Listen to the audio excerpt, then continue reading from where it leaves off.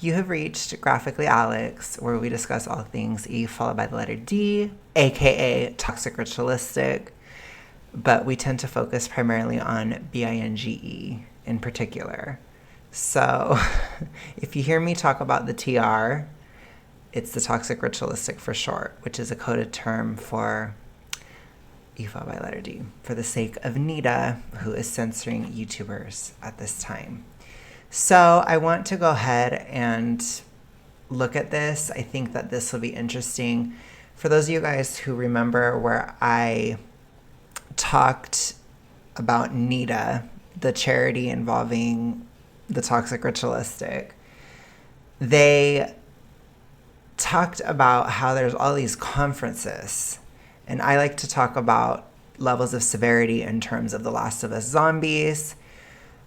And I call them bloater conferences. So basically, it's people who are at a point of severity where their whole life is around promoting the issue and encouraging others in the issue to continue. And it just basically takes over. They have no humanity left. So this is old. This is from 2018, but I still think it's important, like historically, to think about. It's also interesting because it's in, I guess, the Australia and New Zealand Academy, so it's also not in the US, so it's a little interesting to just kind of look at. But basically, I just want to see the kinds of things that were being said back then at these conventions. So let's go ahead and listen to this. I'm going to speed it up just a little bit, actually, just because I'm sure I'll have plenty to say. And I think she talks a little bit slow, but okay. Let's get into this. Dear eating, it's hard to feel like you belong in a world that so often criticizes, stigmatizes, and dehumanizes you solely because you live in a fat body. Harder still, it's difficult when you have a lived experience of an eating disorder and you live in a fat body because there is seemingly no room for you in this narrative. So I think it's really interesting that she classifies an E followed by letter D or the toxic ritualistic as a narrative. I think that's really weird. It's a DIS order, okay? It's a mental health issue. It's not a narrative. There are DIS ordered narratives in your mind, but the actual issue is not a narrative. And I find that like a very interesting way of framing it. I have talked a lot, particularly about BINGE and how they tend to struggle, I've noticed, with the difference between fiction and reality. I think there is something in the brain where it doesn't quite, like they can't separate it that well. And it's something I've just noticed more and more and more, especially at severe levels. And I think a lot of people don't understand, like, there is a dissociative aspect of BINGE. And it's kind of like how some people within the issue, they can totally play bingo, basically, replace the O with an E, and they don't remember it at all, or like they forget, or they like kind of like black out while they're doing it, basically. And it's not universal. I didn't have that experience when I was in it, but it's similar to the reductive side where not everybody on the reductive thinks that they're fat when they're not, but some do. So I think there's something to this. I just think it's a very interesting way of framing. I think it betrays the DIS ordered mindset that she has. I also find it fascinating when there are certain people within, I don't know if she's 100% in BINGE, she might be a little bit Mia-ish, but there are certain fat activists that glorify the reductive side, so that glorify talking to Anna. And I find that so bizarre to see that done like blatantly, because like my experience of BINGE and a lot of people that I've known, it's very much like, oh, I would never want to be like that. That's kind of how you feel. Or it's like, you almost feel like, well, I'm not as bad as them. It's almost like the opposite, which I know that happens on both sides. Where a lot of people talking to Anna, they're like, well, at least I'm not huge, or they'll have that kind of attitude too. So it's interesting when it kind of like, I feel like when you mix it into this sort of faux recovery, I feel like there's certain people that are talking to Anna that get competitively, quote unquote, recovered, and they are like the least fat phobic. I think that happens with some people talking to Mia too. And I wonder if that happens on the BINGE side, where you have this false recovery aspect where it's like they start to glorify talking to Anna in a weird way. And you see it a lot, like even online, like you'll see a lot of people talk about like all of society is pushing, they'll say like, especially women, all of society is pushing women to talk to Anna. And it's like, that's such a distortion of reality. Like, I think we need to like have a realistic view of what's actually going on in the world, if we're going to make such a blanket statement. I always will say like, yeah, sure, people that are within the issue, people that are within E fall by letter D will do that, but not the general person and not the general woman, not the general man. Like, it's not really a thing. So I think it's really fascinating. Like, there has to be, I feel like I'm seeing this aspect of false recovery where it's like you start to like glorify the opposite or something, and it's like a way of pretending that you're better. So I just thought that was interesting. It's something I've been observing quite a bit in my work. And that's what that made me think of. This is a long overdue conversation, but it is a courageous and a compassionate conversation that desperately needs to be had. I want you to listen, and I want you to reflect. I don't want your pity, and I don't want you to feel like you need to rescue me. I need you to listen. I want you to take off all of your expert hats, and I want you to hear me. This is not a calling out, but rather a calling in. This is an invitation for us all to act. So I think those are very conflicting messages too. Like, I don't want to be saved, I don't want this, but I want you to act. It's weird, right? So I hope you can kind of see the brain fry. I call it TR brain fry. She has it really bad because the messages are conflicting and it's confusing. And what I need you to understand is within zombie communication, so she's probably dealing with bingo. She's probably dealing with BING. It's reinforced emotionally. So even if she's saying, I don't want you to save me or pity me, her tone is suggesting that she wants you to save her and she wants you to pity her. And she wants reinforcement. She wants encouragement to stay in her issue. Which within BINGE, it goes down to, I don't want to have to normalize my weight. I don't want to have to change what I'm doing at all. And I want to engage in the toxic ritualistic with zero judgment. And that is the fantasy of all of them. It's never going to happen because obviously it's totally abnormal to have a TR issue. It shouldn't be normalized. I don't know that it ever will be totally. Like, I think they've tried their best in the US and it's still weird here, but they'll still try, basically. Like, they try to spread it as much as possible, but they can't really do that.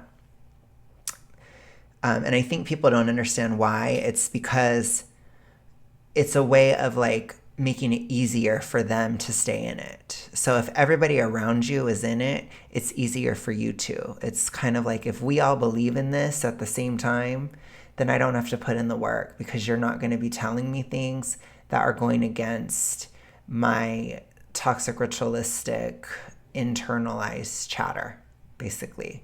So if we all agree that every fat person is oppressed, that every skinny person is, has extreme thin privilege or whatever, right? If we all agree on these things, then we can continue on in our issues without judgment. So, and then we can even have a visual, like, reinforcement if we can get the general person to be class 1 obese. Then we can look at somebody who's class 1 obese and we can be reinforced either way. And so that's basically what it is. So they have normalized obesity in the United States, but that is how these issues work together. And just keep in mind, I'm speaking on a collective level. Like, there are different levels to this issue, but this is how it works collectively. Internally, it's just about, I need to hold on to this or I'm going to die without it. Like, you feel like you're going to die. I'm going to lose myself. If I weight normalize, I will die. That's how they feel. If I weight normalize, I have an ego death. I lose my identity. I lose who I am. And I can't do that. It causes too much anxiety. I have too many anxieties that are a part of why I'm doing this, and I don't want to face them. So instead, I'll just focus on the body and I'll focus on consumption, basically. So that's like intrapersonally. But collectively, it's, I want as many people to be class 1 obese as possible, because then those of us that are zombies, we can be either bigger or smaller. And there you have it. And then we can be visually reinforced by that fact. So that's kind of the backdrop of what she's saying, basically, on a collective level. I am interested, though, to see what she's trying to push the recovery centers and clinics and clinicians, what she's trying to get them to do, which I would say it probably has to do with not pushing any kind of weight normalization at all for people who are fat, for anyone ever. So I would say that's probably what the answer is, but we will see. I believe that as a community, we are truly doing some amazing and some groundbreaking work. I use the term we because alongside my lived experience of an eating disorder, I am also a clinician working in this space. Okay. So that's even more concerning. So there's a lot of people that are still fully in it, that are even bloater status, that are clinicians. So you need to be very careful about who you see. I wholeheartedly believe that everybody who works across the space wants the very best for the people that they work with. I truly believe that eating disorder providers are some of the most caring and compassionate humans on the planet. This work takes heart. But with that being... I think a lot of people that are still in the issue, they're looking to reinforce and get reinforcement themselves. So I wish that were true, but there is a little bit of a caveat, and I think there needs to be testing, bias training, or not even bias training, like you need to suss out if somebody has this issue still before you allow them to be a clinician, like literally. And I feel like that is not done.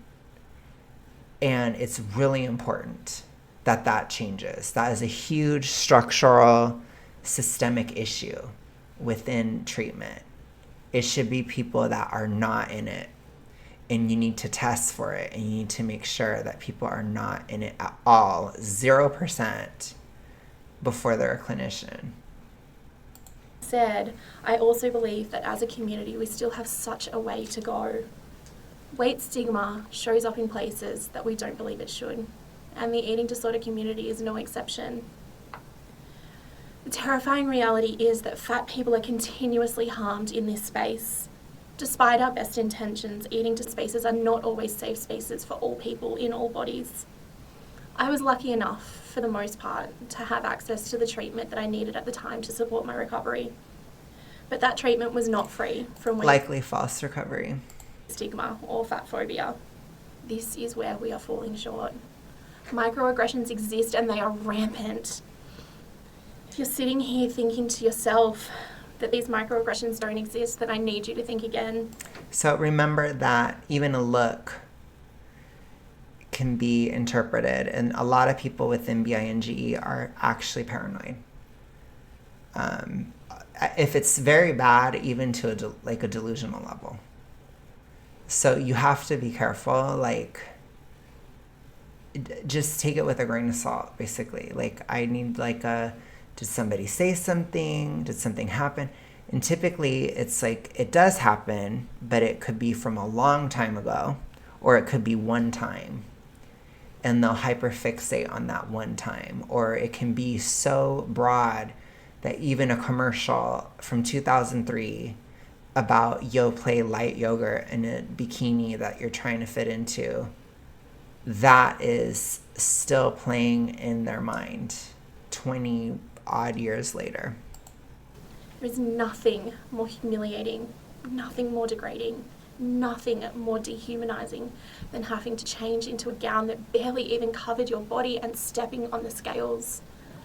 So there's a lot of things that are more dehumanizing, embarrassing, all those things than that. But I think it shows the DIS ordered mindset. There's such an obsession with it. There's a pedestalization of body image issues as being the most important thing in the world. The biggest issue you could ever have, the most humiliating thing that could ever happen. Those in smaller bodies that were also completing this program did not have to worry about trying to hold their gown closed at the back as to try to maintain one shred of dignity. And as the token fat person also completing this program, to have an apple put in front of me at morning tea time as opposed to the snacks that those in smaller bodies received, what sort of implicit message do you think that this sent? These microaggressions do not stop here. I cannot tell you how many times I've heard clinicians reassuring their clients that they won't get fat. Or in a group setting where clinicians are very distinctly outlining where people So I think it's just really fascinating because it's like, what is the alternative? To tell somebody who's on the reductive side that they will get fat?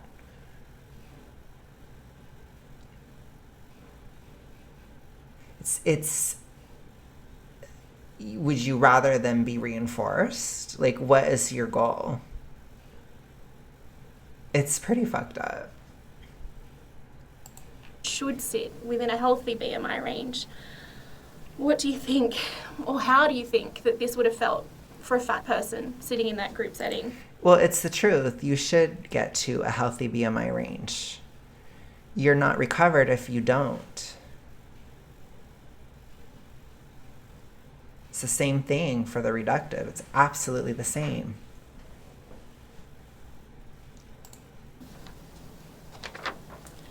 How do you think those messages, which were very clearly directed at those in smaller bodies, would make a person in a larger body feel ashamed?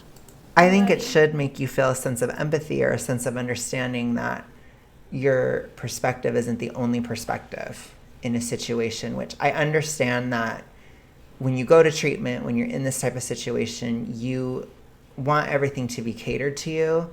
But again, this issue cannot be saved or solved through affirmation. It is not an affirmative thing. You should be hearing normal speech patterns around you. You should be hearing that other people have different needs, different experiences, expectations, that people's bodies are at different places. Those are all things that you need to learn and understand. And I think it would be good to talk to a therapist or talk to somebody who is not in the issue about the feelings that that is bringing up within you. And those feelings should not be affirmed because they're not valid. And again, in our society today, all feelings, we worship at the altar of emotion. But that type of worship at the altar of emotion is deadly within the TR. It is absolutely deadly. So no, you need to talk these people down. She needed to be talked down. Talk to somebody about it. Why are you feeling this way? Why are you comparing yourself so much? Why are you getting competitive with other people in the program? Let's discuss that. Let's unpack that. Let's unlearn that. These are things that should not be going on. They're not normal, nor are they healthy at all. Like a failure. When we reassure those in smaller bodies that the aims of treatment are not to make them fat, we are perpetuating fat phobia, plain and simple. So what? You want people to be reinforced on the reductive side. It's vicious. Vicious. No. We are reinforcing the idea that fat is the worst possible thing that you could be. This once again dehumanizes those of us who are actually living this reality, who are actually living in... It's not dehumanizing. It's the same thing with somebody talking to BINGE, talking to Bingo, and being like, just because you weight normalize, it doesn't mean that you're going to be under. You're not going to, I can't even say certain words because of YouTube. You're not going to look this certain way either. Because it can be scary to people too. And I don't think it would be helpful to tell somebody in BINGE, if you recover, you're going to go full on talking to Anna. I think that would be really reinforcing and kind of scary for most people talking to Bingo. It'd be like, oh, I can't become like that, which is what they say all the time, especially on social media, because they're trying to keep people in it. So she wants clinicians to reinforce the reductive. Horrible. Truly horrific. In fat bodies. We are unconsciously driving people outside of this narrative. Fat people already feel as though they have no place here. Because our treatment spaces are seemingly only set up for one type of body, and that is a smaller body. This hurts. Well, it's weight normalized, so it's not always a smaller one. It depends on where you're at. This runs deep. The hurt. For some people, it might not even have to change because they might not be at a level, or like when you're talking to Mia, for example, you could be a normalized weight already. So it has nothing to do with that. So it's different for everybody. People are at different levels of severity. And that's why I really wonder about group settings.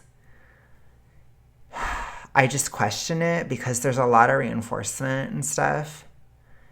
And so I just don't know. It's just a question I have. Like, I don't know about the group-oriented aspect of a lot of treatment. I just don't know if it's beneficial. It's just a question I have. The shame, the disgust, the unworthiness. It swims inside your veins and it threatens to drown you. Please do not shame us or dehumanize us any further. The emotional pitch is very, very high on purpose. So remember, BINGE is highly, highly emotional. It's highly emotionally reinforced, basically, is what I should say. Because a lot of the emotions within it, when you're this bad, which she's probably very severe, it's not like she has tears in her eyes or anything. It's fake. It's performative. It's not real. But it's still a way for her to kind of put out those zombie spores when she's talking. It's the emotional, it's the nonverbal aspect of how she's talking. That is what is reinforcing. And if there's anybody that is a clinician that has the issue at this conference, they're getting the message loud and clear. Now, clinicians that are not in the issue, they're probably hearing her and being like, oh my gosh, you know, which that would be more of a normal response. And that's probably the appropriate response, to be honest. For me, these experiences weren't just humiliating, they were insulting. These experiences erased my lived experience as someone in a larger body. The implicit messages are everywhere. You have no place here, you don't belong here, your body is wrong. So I think a lot of people... It doesn't matter whether or not you are sitting here thinking... A lot of people within TR feel these feelings of not belonging. And of course, she's caught up in her own feelings. She can't acknowledge that other people may feel the same way, that somebody who's thin may feel that way, or, you know, even under, basically, we'll just say. They could feel that way too. Like, it's kind of like a thing within it. And you're often looking at things within a herd mentality. Again, that's why the zombie horde metaphor works very well, because you kind of lose yourself. You lose your ability to function as an individual within this issue. And so it's like when she's in this program, she's trying to look for people that look like her so that she can feel like she belongs in there. And that's not normal. but it needs to be understood by clinicians. So I hope they can understand that's something they'd have to discuss with the patient or something. It'd have to come up. It's like, well, of course you belong here. You have an issue, they have an issue, blah, blah, blah, blah, blah. And you just kind of talk them down from that type of thing. And it would probably be okay in most cases. But again, you can't affirm this, you know? That's what's so frustrating, is there's so much affirmation within therapy, within this issue. There's so much affirming that occurs. No. Thinking to yourself that this isn't our intention. This is beside the point.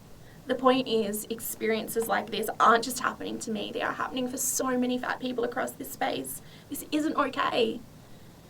It happens to people across the spectrum. Our treatment spaces need to be safe spaces for all people in all bodies. I will even go so far as to say that we absolutely cannot be in the business of treating eating disorders unless we are simultaneously willing... Unless we are simultaneously willing to address issues such as fat phobia and weight stigma in this space. No, that doesn't help anything, to be honest. I think it's actually really triggering to talk about that. I think you can address, like, what do you do if somebody else has an internalized issue and they're taking it out on you? That should be discussed in treatment. How do you handle a trigger when you're out in public and people do make a comment about your body? How do you handle that? Like, you need to teach people resilience, because it will come up eventually. There will be something that happens. Now, in general, at least here in the United States, it's not really normalized to do that, like on a daily basis. But it still can happen within families. It still can happen in certain spaces. And it can happen often in those spaces, like schools, family, etc., stuff like that. And you have to, like, teach people tools of how to deal with the anxiety that comes up in those situations. Because what we don't want is, we don't want to encourage sheltering, I must be in a safe space at all times. That's not recovery. That's not recovered. That's isolation. That's keeping the issue alive in your mind. It's something that has to be broken, not coddled. That's not the way this works. You have to break it. So that means it has to be violated a lot. You have to violate the toxic ritualistic ideas. You have to break the rules. If you guys remember my bra era, that's what that was about. It's breaking the rules that you have in your mind. So one of the rules is, if somebody comments on my body, I have to crash out and I have to have a panic attack over it. That's a rule. So you break it. You hear a comment about your body, whatever.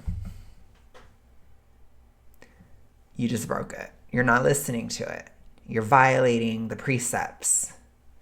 You know, your mind views it like it's like a toxic religion in a way. So it's like, the precepts must be obeyed. I must listen to this. And it's like, no, you must not. Actually, it's the opposite. You must not listen to it at all, because it's wrong. And if you don't, nothing bad will happen. So if somebody says something about your body and you don't get upset, nothing bad will happen to you. You know? But that's the kind of thing that you have to teach somebody how to get out of it. So how are you going to handle if somebody else is talking about a diet that they're on? Are you going to freak out, have a panic attack? Are you going to get in a huge fight and be like, I don't want to hear about this. I can't hear that. Or are you going to function in society? What are you going to do? I would highly suggest that treatment would teach people to function in society. So what would that be? That's their choice. It's not mine. It has nothing to do with me. Just because they're doing something like that doesn't mean that I have to. It's quite simple. But that's all violating the precepts of the issue. But that's what you have to teach people to do. And I hope that they can. But it's just like, oh, it's frustrating to hear this. It's so frustrating. If we are not prepared to examine our own levels of weight bias and address the rampant fat phobia that already exists in these spaces, then I honestly question our intentions. We truly say that we treat eaters, because if these microaggressions and blatant fat phobia continue and we give them permission to continue by reinforcing them, then we have become such a huge part of the problem that we are trying so hard. There's no solutions offered. So what is her goal? Her goal is for treatment to not exist, basically. It's to undermine it completely. That's what she wants. And she will never be quiet. She will never stop. That's what you have to understand, too. Hard to solve. Fat people are continuously spoken for and about by those in positions of power and privilege.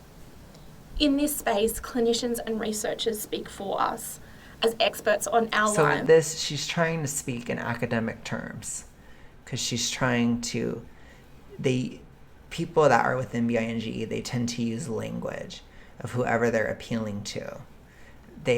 Every TR person will campaign for what they're doing, almost like a politician.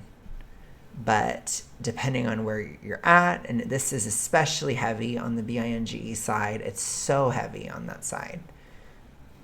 But it's depending on who she's talking to. She'll use whatever language.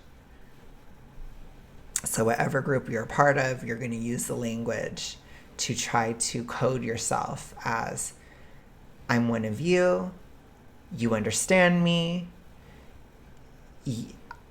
because I'm using this language, I blend in with you, so you're going to listen to me. That's what she's trying to do. So she's using like academic language. I'm tired and I'm fed up with clinicians and researchers claiming expert status on something that they know absolutely nothing about. The obesity rhetoric that we hear day in, day out positions fat people as problems to be solved. Why on earth are we continuing? That's insane.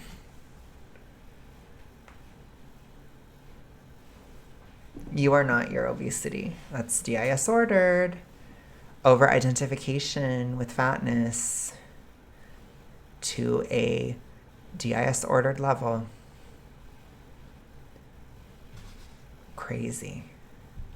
So she likely believes that if she were to weight normalize, it's like a death. It's an unaliving. To more for eating disorder treatment and obesity prevention. Why on earth are we even considering this approach? This only seeks to benefit those in smaller bodies, whilst those of us in larger bodies are again rendered humanless and again pushed outside of this narrative. Humanless? If we are truly serious about supporting people to heal their relationships with food and their bodies, we have to first stop positioning bodies as the problem. Plain and simple. When you position yourself as I think we should position behaviors as a problem. Behaviors, lies. She wouldn't like that one at all. an expert in treating both eating and obesity, you become part of the problem. When you are so invested in making larger bodies smaller. So now if you're trying to help somebody in the reductive, you're part of the problem. If you're trying to help somebody in BINGE, you're part of the problem. She should never be listened to. I think she should have had her license taken away after this. She should never see a patient. Scary. Never. You become part of the problem. When you essentially prescribe behaviours for those of us in larger bodies that would be deemed pathological for those in smaller bodies, you become part of the problem. Fat people are repeatedly harmed in this space. Our bodies are reduced to mere problems. Our humanity is stripped. Fat people constantly feel the need to have to explain, to have to justify, and to have to apologise for their bodies. So that's part of the TR.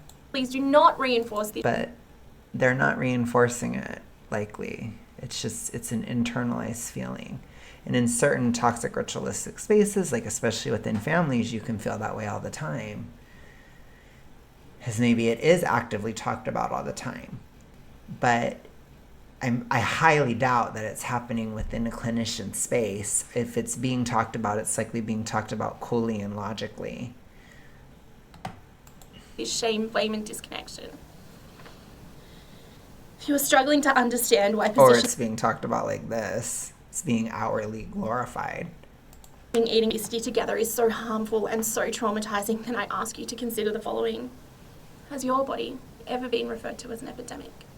Has your body ever... Well, they're saying it now. This is earlier. But they are saying, you know, blank E epidemic. So they're doing it. So I guess you see what the toxic ritualistic roots of where that came from. been referred to as a national health crisis? It's happening now. Have you been told time and time again that your body is wrong, that it is a disgrace? Gosh. Have you felt pressured every single day to have to justify your existence on this earth as a fat person? I think you have to justify it to yourself because it's ridiculous. It just is. Just stop and think. According to public health standards, I am a walking epidemic. My body is a national health crisis. Oh my God. I am a drain on our public health system. My body is wrong. And whilst obesity in itself is Oh not my God. I don't even know if I can listen to this anymore. officially classified as an illness, a disease, or a disorder, bodies like mine are certainly... I wish somebody would have been like, she needs to step down. Like, this is crazy. Or something. Like, there needs to be some kind of response. And it's so frustrating how they often position themselves in these places where it's like, I'm allowed to speak and you're not. Because what I said it in an emotional tone. I said a whole load of BS, manipulative BS, deceptive lies. But I said it in a tone so you can't say anything back. And other zombies will hear that and be like, yeah, I'm going to have to listen. Even if they're just an enabler type. Even if they're not even in the problem, they're just going to enable it. Because they're easily emotionally manipulated. Certainly seem like this in this light. I'm somehow rendered less of a human being simply because of the I body am terrified for anyone who has seen her. I inhabit. All of the obesity rhetoric positions fatness as something that is pathological, that somehow fatness is a problem to be solved. We need to be very clear that weight is not a behaviour and that fat is not There are plenty of behaviors involved with weight. pathological, and at no point should fat bodies ever be Obesity is pathological, absolutely. positioned as problems to be solved. Obesity, you need to get rid of it. The focus on obesity and eating provides a platform for eating to flourish. That's not true.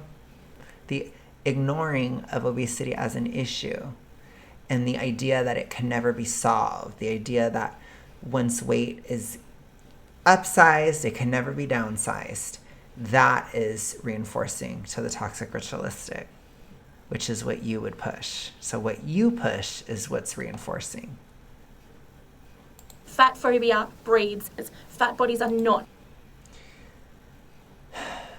Fat phobia, quote unquote, I don't think is separated from E followed by letter D. I think it's the same thing. However, just a passing comment about somebody is not necessarily an obsessive pathological thing either. It can just be looking at something that is abnormal in a way that should remain abnormal. Like weight that is too much or too little is very abnormal, and it should remain that way because there are health consequences. So while I don't think you should just totally dig into how somebody looks all the time, I don't think that that helps the issue. I do think it helps to be logical about it and be like, yeah, they're doing certain behaviors to be that way. And those behaviors should never be encouraged. The problems in this equation, and they never will be. and they should weight normalize. Absolutely. If you're feeling uncomfortable sitting here, listening to everything that I've said so far, then I'm glad. I'm glad.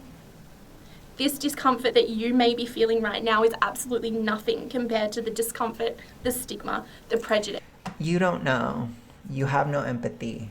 I don't want you to guess what anybody else is feeling, because you've already shown me you don't really have much intuition. You can't really tell. You're not empathetic. You're only obsessed with yourself. You're obsessed with your own feelings. So I don't want to hear what you think other people are feeling. And the downright hatred that people in larger bodies have to deal with on a daily basis. This is nothing in comparison. I need you to feel it, and I need you to get a sense of why things have to change.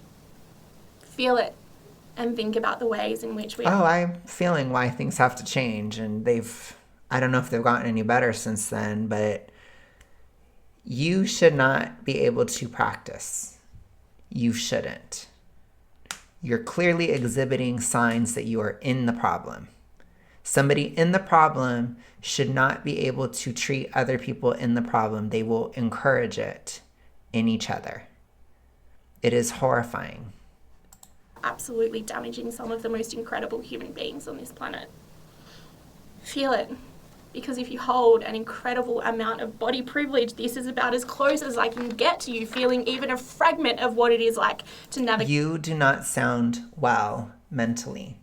I do not think you should be a clinician at all. I think you need help yourself. This is crazy. Crazy. No. I would understand if you were just a random person, then it wouldn't be a systemic issue. But the fact that you're a clinician is terrifying. It's horrifying, I will even say. And that is a systemic issue, absolutely. So when we talk about systemic issues, this is one. This is wild. Navigate this world as a fat person.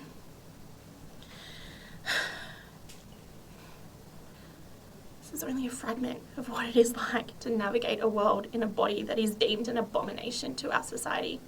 How dare I exist in this body? Yes, I'm angry. Yes, I'm sad. When clinicians assume the role of expert, this seeks to diminish the capacity for an individual to trust their own body and to claim autonomy over their experience. If you're speaking for and about fat people... So she's encouraging affirmation. She wants you to affirm the TR, which of course she does. She's deep, deep, deep in it. She's a zombie. A zombie, they fiend for reinforcement. That's what they want. Even if they're judged. If you were to look at her body and say something negative about it, she'd love it. That's exactly what she wants, because it reinforces her. And she is just fiending for that. Having considered the lived experience of those who are actually living this reality, then you need to reconsider. This further marginalises and silences those whose voices need to be heard in this space the most.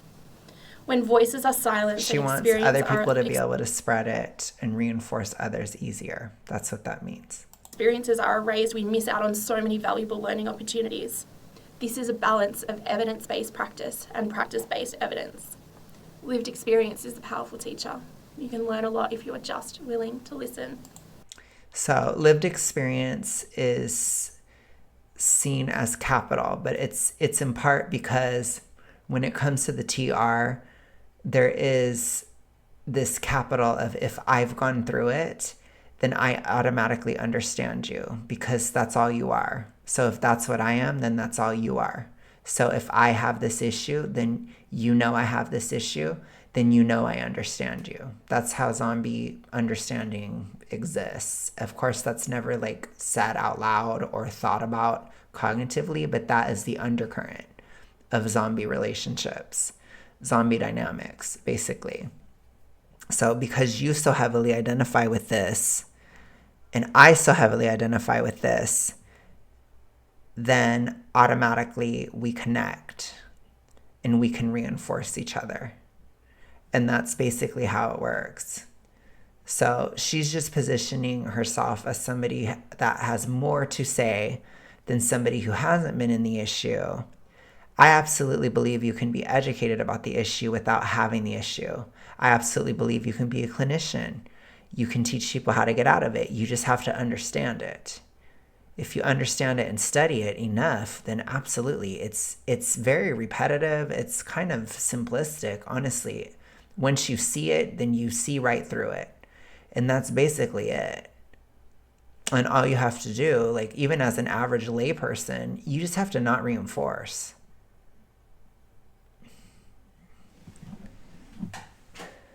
You know? But if you're a clinician, you just have to talk people through these things. So she needs to be like talked down from this. But instead, she's likely going to be praised and lauded as like, oh my gosh, you're so amazing. You did such a great job with this and you really expressed yourself or whatever. Was it worth stating? Not really. A lot of what she's saying, there's zero originality. There's certain buzzwords thrown in there.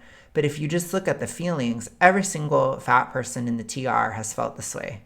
Every single one. It's not new. It's not different. It's not original. It didn't have to be stated, to be honest. I mean, as far as my work is concerned, it's fine. I can dissect it and talk it down. I'm fine. As an activist, I can do it. But it's like, what was the actual point of this? There's no solutions offered. There's nothing added to the conversation. There's really nothing going on. There's nothing. You may even be wondering why I've used the word fat so many times. You may even be sitting there cringing each time you hear me say it.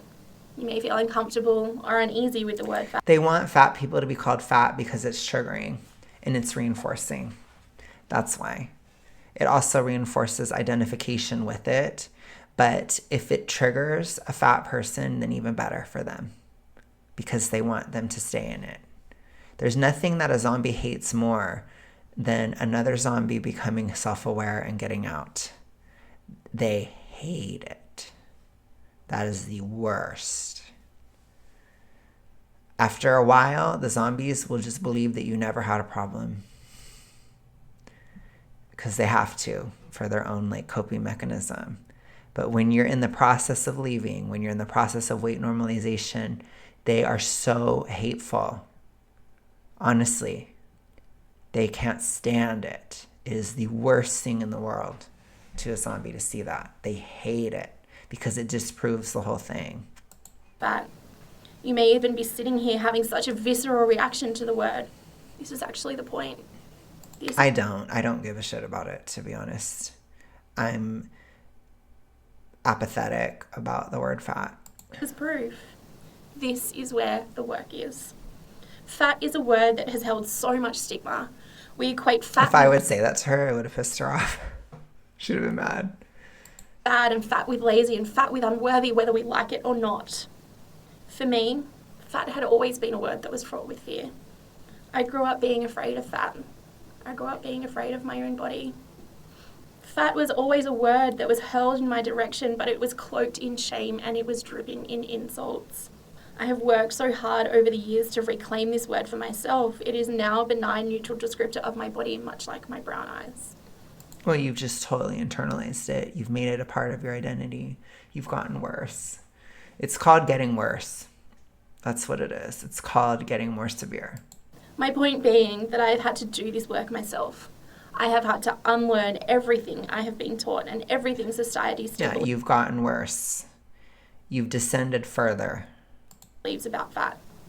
At the moment, this is... I can't stand it when recovery, like when false recovery, which is actually deterioration, is like, okay, let me say it this way. I can't stand it when deterioration and further delusion is framed as recovery. And it happens all the time in the TR. It's so common. But that's what this is. She's basically acting like her devolving worse and worse and worse into the issue is like her getting better. It's not. She's worse. You're getting worse. an individual process, when in reality we need to be making huge systemic shifts. And you want to depersonalize yourself, and we're all the fat collective, we're all the fat herd, we're the zombie horde. That's what it is. Depersonalization. The identity is gone. So that's worse. She's a bloater. So, told you, bloater doesn't have an identity anymore. They don't have, like, the person that once was is gone, basically. I use the word fat to describe my body. And if this makes you uncomfortable... No, you use it to describe your entire identity. That's what you do. This is rather telling. This says so much more about you and your beliefs than what it ever will about me or my body. Moral posturing is common in zombie communication. Very common. I've always felt like I have no place in this space. That somehow my experience of and recovery were not as valuable. That my You didn't recover. voice was not as important. That somehow my still being fat excluded me from both practicing as a clinician and sharing my recovery success. This is the way You didn't recover. You got that worse. I've been conditioned to think. And unfortunately, this is Well, it's the reality. You're worse. You got worse. also supported by the dominant narratives in eating cases.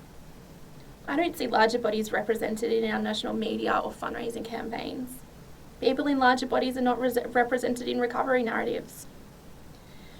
People see bodies like mine and automatically assume that I must still be experiencing an eat because I can't possibly be this fat all of the time. I would say it's because of what you talk about, how you're talking. You clearly are. This is not normal. These are zombie thoughts. This is zombie communication. This is not human communication. This is something that is not normal. This is DIS ordered, deeply so, very much so. So for me, it's not even just the way you look, it's how you think, what you're speaking out loud. The evidence is there. You can't hide it anymore. When you're a bloater, you can't really hide it because the brain fry is too deep. So you don't even try to hide it anymore at all. And you get into active promotion, which is what she's doing. Her whole point is she wants people on the reductive to be reinforced. That's basically what she's saying. That's the coded zombie communication of what she's saying. That's the implication. That's the action she wants people to take. That's what she's hammered in a few times now. Why are you telling those people that recovery won't make them fat? Why are you telling them that? Why are you telling them that?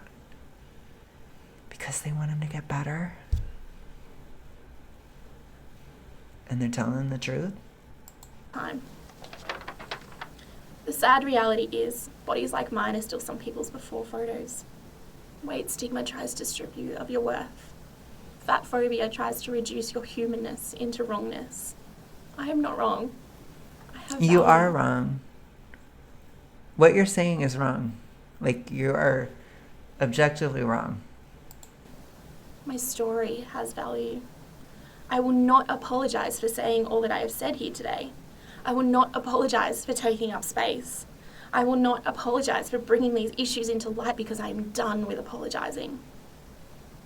When it comes down to it, the question that we must be asking is not how can I best support my client in a larger body to lose weight, but instead, how does my client experience their own body? What impact does weight stigma have on their life? How can I validate this experience of systemic oppression, discrimination, How can I reinforce? and downright hatred of fat bodies without also reinforcing in some way that my client's body is a problem that needs to be solved? How can I reinforce their DIS order? That's basically what she's asking. How can I make it worse? How can I make sure they know they don't have to normalize their weight? Importantly, I want you to ask yourselves, how can I challenge my own bias? How can I challenge my own prejudice? How can you do what I'm doing? How can you reinforce other people's issues? How can you tell them they don't have to weight normalize? That's what she's saying. What beliefs do I have about people in larger bodies?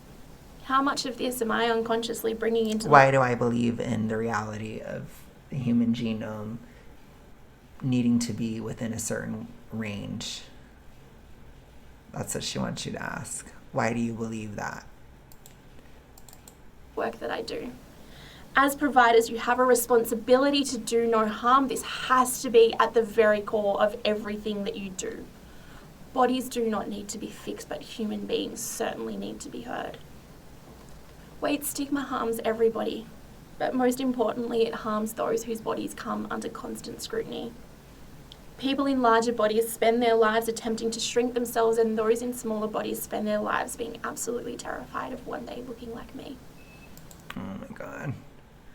Reinforce, reinforce, reinforce, reinforce. Reinforce, reinforce, reinforce, reinforce. That's what she's doing. The spores coming out everywhere. They're going all over the place. At the bloater convention. Careful. Take cover.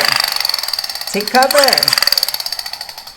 Reinforce, reinforce, reinforce. That's what she's doing. Do not listen to her. She is wrong. Gosh.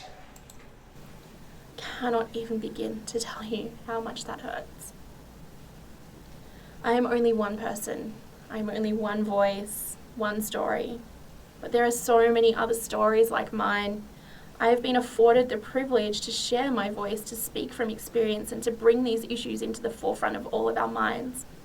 I'm not only speaking for me, but I'm speaking on behalf of all on the Horde, the behalf of the Horde. People in larger bodies who have been hurt and who have been silenced in this space. Sharing this reality with you, it isn't just for me. Sharing this reality with you is for every single person whose voice has been lost, whose body has been shamed, whose worth has been brought into question. I don't want you to feel sorry for us or pity us. I want to see. The tone says otherwise. Liar. Oops. Liar. Deception. I sense deception. Action. I want to see change. I want to see the work being done by... You want to see it actively reinforced within clinical settings, which I guess you got what you wanted, because it does happen. Those who need to do it the most. This is everybody's responsibility. Your commitment to helping others heal means absolutely nothing if you are not willing to do the work yourself. This is all of our responsibility. The reality is that it takes courage to take... It doesn't matter what words you use. You want people to reinforce. I know what you're saying, and I'm going to call it out. In this world, it takes courage to show up in a body that our world does not make room for. It takes courage to show up in an eating place and say that we are getting it takes courage to actually recover it wrong and that we need to be doing better. What makes it takes courage to weight normalize. It takes courage to cease the behaviors of any kind. Me angry, and what makes me incredibly sad is the fact that as a fat it takes courage to find yourself outside of the issue. It takes courage to deal with the anxiety and panics, to deal with the panic attacks. It takes courage. Person, it shouldn't have to be. It takes courage to change your behavior. An act of bravery for me to claim space in this world. This doesn't take courage. I shouldn't have to feel like none of this whole thing takes zero courage. Let me just be so clear about that. I'm ruffling feathers or rocking boats by saying everything that I've just said here today. What I have realised is that this discomfort that I am feeling, it's not mine alone to own. This discomfort is yours. It's ours to own. Weird. I will not take responsibility for holding the discomfort of others any longer. I will not take responsibility for holding the fear that others have around fat bodies or around bodies like mine. We, as a community, we need to lean all the way in. We need to own it, and we need to take responsibility for it. If we are not prepared to do so, then we are wasting everybody's time. Yes, it's confronting to hear that as a clinician, your past or current practices are perpetuating harm. Yes, it's confronting to hear that as a collective of leaders in our fields that we are getting it wrong and that we still have so much more to learn. I believe that we can do better. If we are silent in the face of weight stigma, then we are giving it permission to thrive. If we are giving weight stigma permission to thrive, we are continuing to fertilise a breeding ground for eating disorders. Oh my God. No, you're the one doing that, ma'am. That's you. Spores. Flying out. The zombie spores are out here. Put your mask on, because they're all around. Silent. You need to get immune to this. That's what I'm asking you guys to become, is immune. Become immune. Equals complicity. If we are not prepared to respect and hold space for the lived experience of all people in all bodies, then why are we here? What is the point? The point is for you to treat the issue. That's the fucking point. You kidding me? It's not to reinforce it.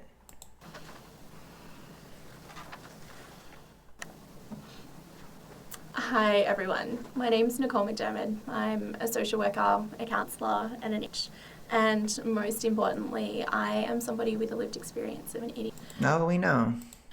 The clip that you've just seen was what I had delivered and what I had the privilege of delivering on stage in front of over 450 conference delegates at the Australian-New Zealand Academy for Eating in Melbourne this year. I was fortunate enough to be Terrifying. of a weight stigma plenary with the amazing Sarah Harry and the incredible Scott Griffiths and Joe Dolly. Okay, I think this is just more like professional stuff. I'm done. Holy crap. That was horrifying. So I hope you guys get immune. I want you to be immune. That's what I want on this channel. I want everybody watching me to become immune to this type of stuff. Become immune. Understand what she's saying. Do not listen. Do not affirm. Okay? Thank you guys so much for watching. I will talk to you guys later. Have a good rest of your day, night, etc. Bye.